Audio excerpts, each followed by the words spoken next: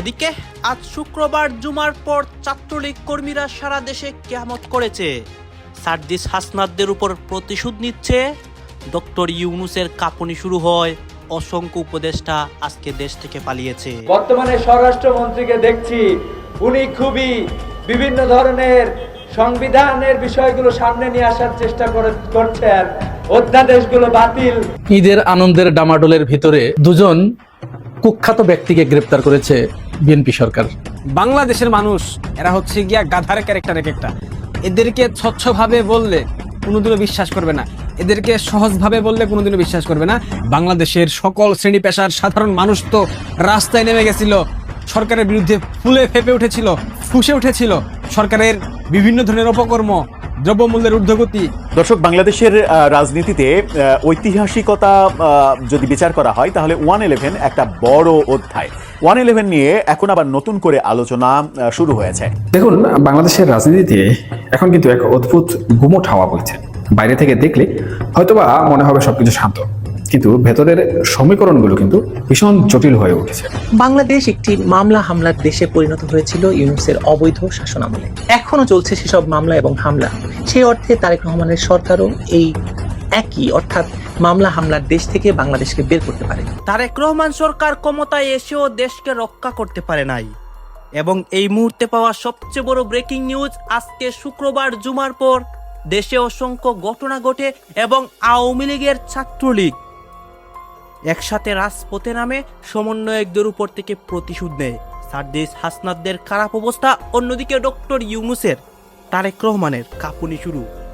দর্শক শ্রোতা, বাংলাদেশের রাজনীতির মধ্যে আজকে অসংখ্য ঘটনা ঘটে, সবকিছু দেখতে পারবেন এই একটি ভিডিওতে। আপনারা সম্পূর্ণ ভিডিও ধারাবাহিকলি দেখবেন এই মুহূর্তে রাজপথের পরিস্থিতি এবং দেশের অবস্থা। আসুন দর্শক শ্রোতা, আমরা কথা বাড়াচ্ছি না, আমরা সরাসরি ভিডিওর মূল আলোচনা চলে যাচ্ছি। বাংলাদেশ একটি মামলা হামলার দেশে পরিণত হয়েছিল ইউনূসের অবৈধ শাসনামলে। এখনো চলছে সেসব মামলা এবং হামলা। সেই অর্থে তারেক রহমানের সরকারও এই একই অর্থাৎ মামলা হামলার দেশ থেকে বাংলাদেশকে বের করতে পারেননি। একের পর এক মামলা থেকে অব্যাহতি পাচ্ছেন শেখ হাসিনা সহ আওয়ামী লীগ নেতারা, কারণ পুলিশ চাইলেও তাদের বিরুদ্ধে চার্জশিট দিতে পারছে না, কারণ পুরো মামলাটি সাজানো এবং ভুয়া। সুতরাং এই যে তথাকথিত জুলাই অভ্যুত্থান, তথাকথিত জুলাই বিপ্লব এবং এই একে কেন্দ্র করে ফাঁসির রায়, ফাঁসির আদেশ, যাবজ্জীবন কারাদণ্ড সবই আসলে ভুয়া। কেরানীগঞ্জের জিহাদ হত্যা মামলায় যা প্রমাণিত হয়েছে তা বাংলাদেশের বিচার ব্যবস্থার ইতিহাসে এক অভূতপূর্ব কেলেঙ্কারি। জীবিত ব্যক্তিকে মৃত দেখিয়ে হত্যা মামলা, ঘটনাস্থল বদলে অন্য থানায় মামলা দায়ের, এসব কিছুই প্রমাণ করে যে পুরো জুলাই সন্ত্রাসী একটি সুপরিকল্পিত নাটক ছিল। যখন মামলার তথাকথিত নিহত ব্যক্তি নিজেই আদালতে হাজির হয়ে সাক্ষ্য দেয় যে আমি মরি নাই, আমি জীবিত এবং অন্য এলাকায় আহত হয়েছিল, তখন বুঝতে বাকি থাকে না যে গোটা ঘটনাটি কতটা মিথ্যা এবং প্রতারণামূলক।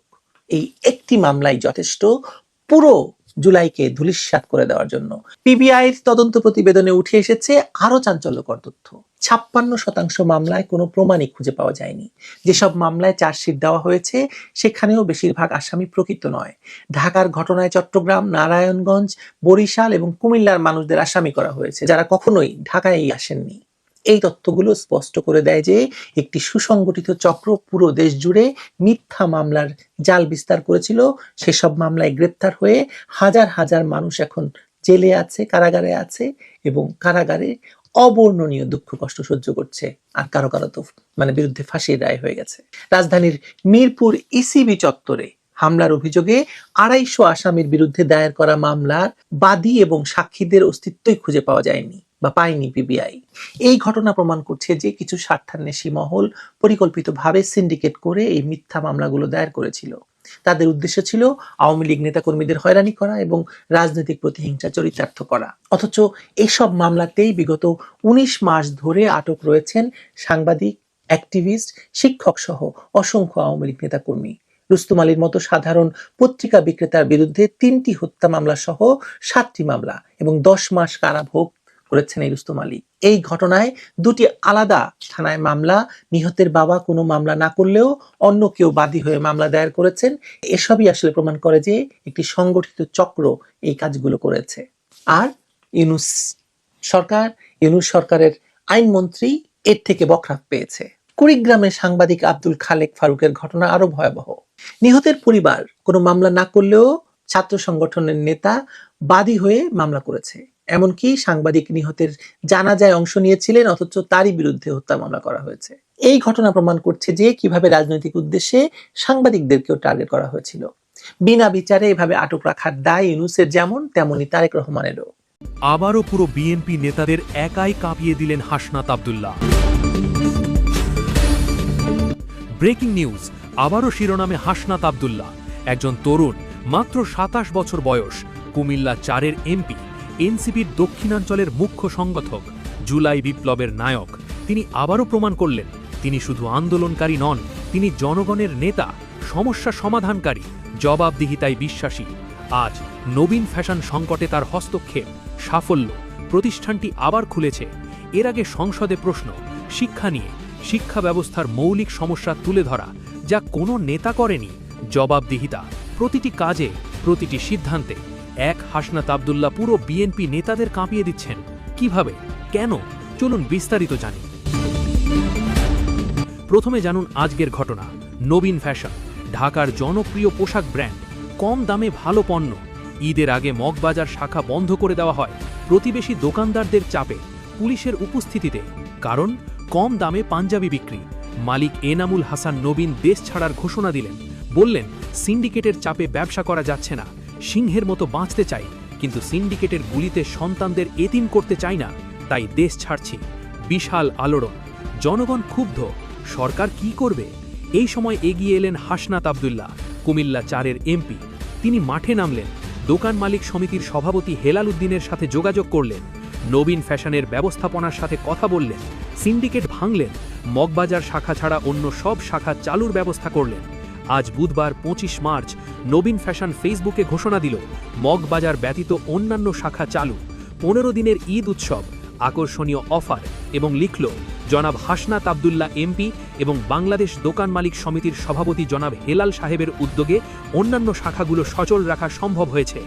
এই এক হাসনাত আব্দুল্লাহ, সরকারের হাজারো মন্ত্রী, এমপি, কেউ কিছু করলেন না, কিন্তু একজন বিরোধী দলের এমপি, এনসিপির নেতা, তিনি এগিয়ে এলেন, সমস্যা সমাধান করলেন, নবীন ফ্যাশন বাঁচালেন, ১,০০০-এরও বেশি কর্মচারীর চাকরি বাঁচালেন, লাখো ক্রেতাদের সুবিধা ফিরিয়ে দিলেন। এটা নেতৃত্ব, এটা দায়িত্ববোধ। বিএনপির কোনো নেতা এটা করেছে? না, তারা ব্যস্ত নিজেদের নিয়ে, ক্ষমতার লড়াই নিয়ে। জনগণের সমস্যা তাদের কাছে গুরুত্বহীন। এর আগে সংসদে হাসনাত আব্দুল্লাহ কি করেছেন দেখুন। ১৭ মার্চ সংসদের দ্বিতীয় দিন, প্রশ্নোত্তর পর্ব। শিক্ষামন্ত্রীকে প্রশ্ন করলেন হাসনাত। বিষয়, প্রাথমিক বিদ্যালয়ে ভর্তি প্রক্রিয়া। তিনি বললেন, আমাদের বর্তমানে ২টা পদ্ধতি প্রচলিত, অ্যাডমিশন বাই মেরিট আর অ্যাডমিশন বাই লটারি। আগে মেধার ভিত্তিতে ভর্তি হতো, এখন লটারির মাধ্যমে। এর ফলে ফিডার ইনস্টিটিউশনগুলোর মান কমে গেছে, বিশ্ববিদ্যালয়ে কোয়ালিটি সম্পন্ন ছাত্র পাঠাতে পারছি না। এখন প্রশ্ন, আমরা কি ভর্তি প্রক্রিয়া পরিবর্তন করব, নাকি লটারি চালিয়ে মেধাকে দমিয়ে রাখব? তারপর আরেকটা প্রশ্ন, আমাদের দেশে ৩ ধরনের শিক্ষা ব্যবস্থা, ইংরেজি মাধ্যম, বাংলা মাধ্যম, মাদ্রাসা। এগুলো নির্ভর করছে অর্থনৈতিক অবস্থার উপর। যারা টাকা আছে তারা ইংরেজি মাধ্যম কিনছে, যারা নেই তারা বাংলা মাধ্যম, যারা একদম নেই তারা মাদ্রাসা। এই ৩টে শিক্ষা ব্যবস্থা রেখে কি আমরা ইনক্লুসিভ শিক্ষা তৈরি করতে পারবো? বাংলাদেশের রাজনীতি মানেই উত্তপ্ত ময়দান। ক্ষমতার পালাবদলের সময় ঘনিয়ে আসলে তা যেন আরও তপ্ত হয়ে ওঠে। ২০০৭ সালের জানুয়ারির সেই শীতল সকালে হঠাৎ যেন সবকিছু জমে গেল। না, শীতের কুয়াশায় নয়, বরং ক্ষমতার এক অদৃশ্য বরফে, যাকে আমরা বলি 1/11। নামটা যত সহজ, ভেতরের গল্পটা ততটাই জটিল আর রহস্যময়। এখন এত বছর পরে যখন সেই সময়ের অন্যতম প্রভাবশালী সামরিক কর্মকর্তা লেফটেন্যান্ট জেনারেল অবসরপ্রাপ্ত মাসুদ উদ্দিন চৌধুরী গ্রেপ্তার হন, তখন মনে হয় ইতিহাস আসলে কখনো শেষ হয় না, শুধু সময় নিয়ে ফিরে আসে। প্রশ্নটা তাই আবার উঠছে, 1/11-এর আসল ভিকটিম কে ছিল? বিএনপি, আওয়ামী লীগ, নাকি পুরো গণতন্ত্র?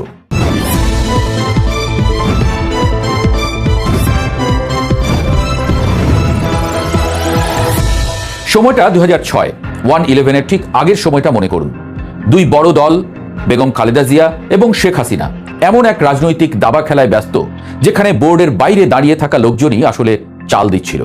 নির্বাচন নিয়ে টানাপোড়েন, রাস্তায় উত্তেজনা, আন্তর্জাতিক চাপ, সব মিলিয়ে দেশ তখন ফুটন্ত হাঁড়ি। ঠিক তখনই আসে সেই 11ই জানুয়ারি, জরুরি অবস্থা জারি হলো, ঠিক তখনই মঞ্চে প্রবেশ করে এক নতুন চরিত্র, সেনা সমর্থিত তত্ত্বাবধায়ক সরকার। বলা হয় ইতিহাস কখনো শূন্যস্থান পছন্দ করে না। রাজনীতি যখন নিজের সমস্যার সমাধান করতে পারে না, তখন অন্য শক্তি এসে জায়গা নিয়ে নেয়। 1/11 ছিল সেই শূন্যস্থানের ফল। সেদিন বঙ্গভবনে কয়েকজন সেনা কর্মকর্তা যান। রাষ্ট্রপতি ছিলেন অধ্যাপক ইয়াজউদ্দিন আহমদ, একই সঙ্গে তত্ত্বাবধায়ক সরকারের প্রধান উপদেষ্টা। চাপ, আলোচনা, উদ্বেগ সব মিলিয়ে জরুরি অবস্থা ঘোষণা করা হয়। গণতন্ত্র তখন আনুষ্ঠানিকভাবে বিরতিতে গেল। তারপর শুরু হলো পরিষ্কার অভিযান, দুর্নীতির বিরুদ্ধে যুদ্ধ।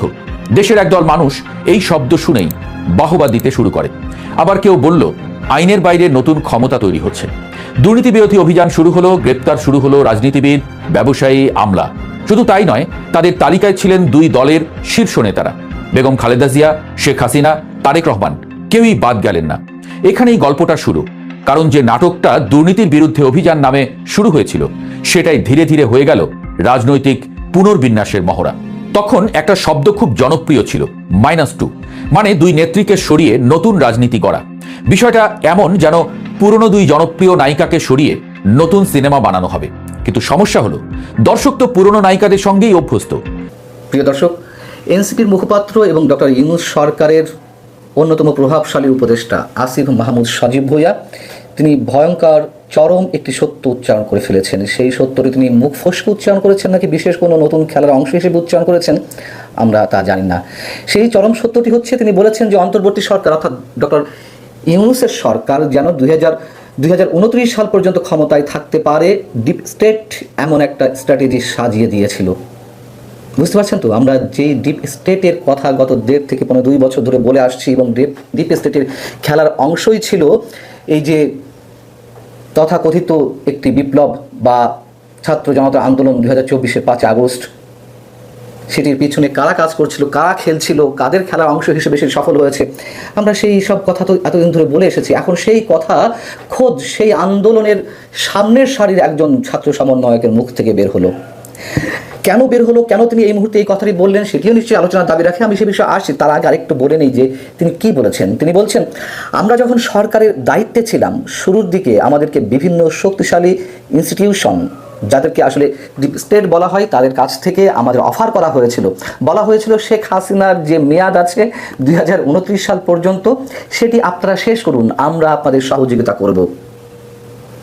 একটু আগে বলছিলাম যে এই আন্দোলন ছিল, শেখ হাসিনা সরকারের পরিবর্তন অবশ্যই দরকার ছিল, কিন্তু যেই প্রক্রিয়ায় পতনটি ঘটানো হয়েছে, সেই প্রক্রিয়ার পেছনে কাদের খেলা ছিল?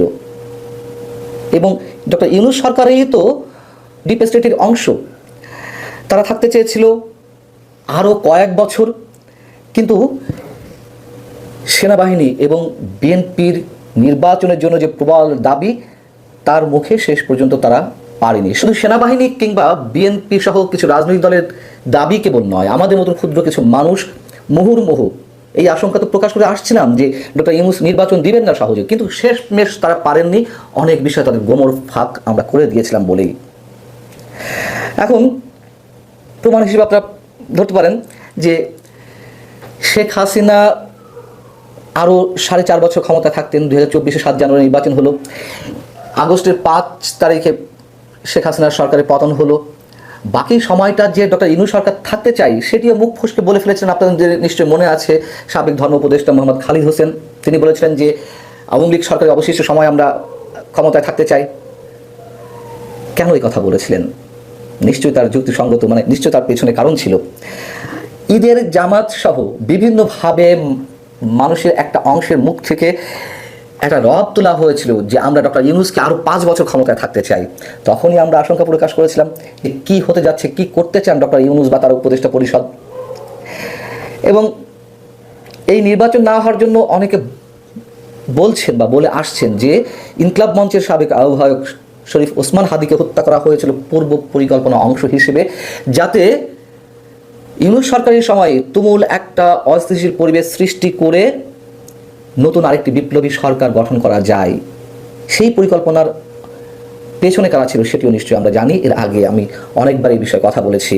এবং বাংলাদেশের মধ্য দিয়ে মিয়ানমারকে কথিত করিডর দেওয়ার বিষয়ে যে একটি দৌড়ঝাঁপ শুরু হয়েছিল ইউনূস সরকারের পক্ষ থেকে, আজকে যিনি পররাষ্ট্রমন্ত্রী ডক্টর ইউনূস দর্শক শ্রোতা আপনারা তো দেখলেন এর কি কথা হচ্ছে, অনেকেই কিন্তু অনেক কথা বলতেছে, অনেকে আলোচনা করতেছে, অনেকে সমালোচনা করতেছে দেশের বিভিন্ন অবস্থা এবং পরিস্থিতি নিয়ে। বিশেষ করে এখানে আমরা দেখতে পাচ্ছি দেশের রাজনীতির প্রেক্ষাপট নিয়ে কথা হয়, আরও অনেক বিষয় নিয়ে কথা হয়। গাইজ এই বিষয়গুলো দেখে এবং দেশের রাজনীতির প্রেক্ষাপটগুলো নিয়ে আপনার মন্তব্য কি? আপনার গুরুত্বপূর্ণ মন্তব্যটা অবশ্যই আপনারা আমাদের কমেন্ট বক্সে লিখে যাবেন। সর্বশেষ আপনাদের কাছে আমাদের একটা রিকোয়েস্ট থাকবে, আপনারা আমাদের চ্যানেলের নতুন দর্শক হয়ে থাকলে চ্যানেলটি সাবস্ক্রাইব করবেন এবং পাশে থাকা বেল বাটনটি বাজাবেন যাতে করে নেক্সট ভিডিওটা সবার আগে আপনাদের কাছে পৌঁছে যায়। ধন্যবাদ।